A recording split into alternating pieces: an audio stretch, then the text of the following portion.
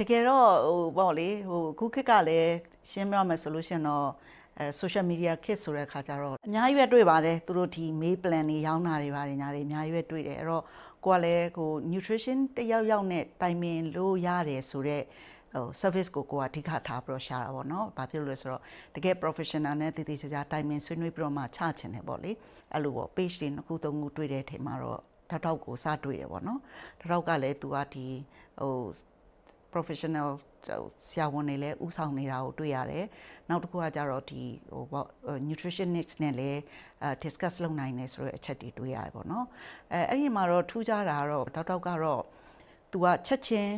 သူ့ရဲ့ customer ကိုသူချက်ချင်း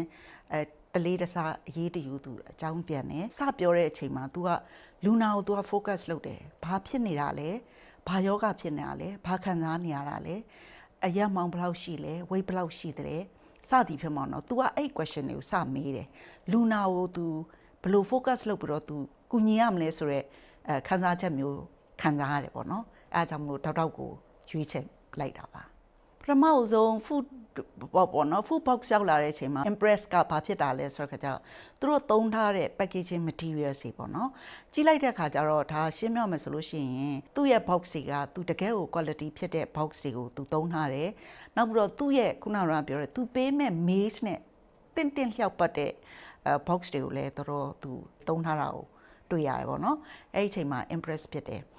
ပုံမှန်လင်းလင်းဝန်ခံရမယ်ဆိုလို့ရှိရင်တော့ပထမဆဆချင်းကတော့ရုပ်ရက် change ပေါ့နော်ပထမကိုစားနေတဲ့ taste တွေနဲ့ different ဖြစ်တဲ့ taste ကိုစားရတယ်ရှင်းပြောမယ်ဆိုတော့ပေါ့တယ်ပေါ့လေပြောရမယ်ဆိုတော့ကိုယ့်ရဲ့ရှာကတစ်သက်လုံးစားလာတဲ့ရတာနဲ့ဆိုတော့ပေါ့တယ်လို့တော့ခံစားရတယ်ဒါပေမဲ့ကို့မှာကတော့ commitment ဖြစ်နေတယ်ဒါငါစားမရမယ်စားဖို့စားမယ်ငါဒါလိုချင်တော့ဒီရလက်ကိုလိုချင်တော့ဒီအကြောင်းတရားကိုတော့ငါဖန်တီးမရမယ်ဆိုရယ် commitment နဲ့ပေါ့နော်စူးစမ်းပြီးတော့စားရင်းနဲ့တပတ်စားပြီးတဲ့အချိန်မှာကိုကတော်တော်လေးဒီ taste နဲ့တော်တော်လေးသဟဇာတာတော့ဖြစ်လာတယ်ပေါ့လေအဲ့ဒီလိုမျိုးတပတ်စားပြီးတဲ့အချိန်မှာဘာဖြစ်လာလဲဆိုတော့ကိုခုနကပြောတဲ့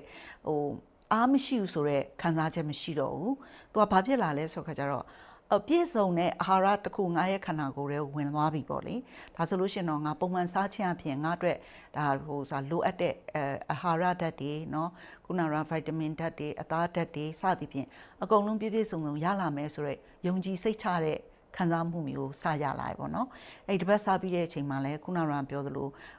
နေရထိုင်ရတာပေါ့ပါလာတယ်တွက်လက်လာတယ်ပေါ့နော်အဲ့ဒါကြောင့်မလို့နောက်ထပ်ပြီးတော့ပေါ့နော်ကိုယ့်ရဲ့ target ဖြစ်တဲ့လောဆယ် weight ကနေပြီးတော့ဘယ်လောက် weight ထိကိုကိုကစူးစမ်းပြီးတော့စားမယ်ဆိုတော့ဆုံးဖြတ်ချက်ချလိုက်တာပေါ့နော်အဲ့ဒါနဲ့အခုထပ်ပြီးတော့ဆက်ပြီးတော့တောက် lunch box ကိုပဲဆက်ပြီးတော့မှာစားနေပါတယ်